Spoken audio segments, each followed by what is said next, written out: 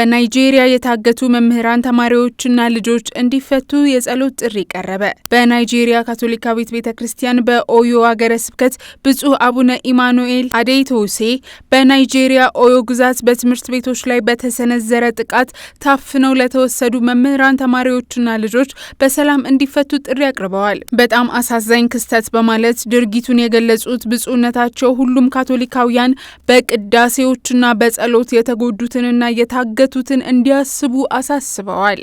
ብፁዕነታቸው እግዚአብሔር በአገሪቱ ውስጥ እየተባባሰ የመጣውን የጸጥታ ችግር ለመፍታት ጥበብና ድፍረት እንዲሰጣቸው መጸለይ እንደሚገባ ገልጸው እግዚአብሔር ለመሪዎቻችን ሕዝባችንን ለመጠበቅ የሚያስፈልጋቸውን ጥበብ፣ ማስተዋልና ድፍረት እንዲሰጣቸው ለመንግስታችን ከልብ እንጸልይ በማለት መልእክታቸውን አስተላልፈዋል።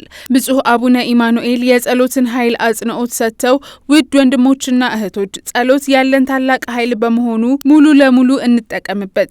መሐሪው አምላክ ጩኸታችንን ይስማን፣ በምህረቱ ይመልስልን እና ምድራችንን በዘላቂ ሰላም ይባርክ ሲሉ ተማጽነዋል።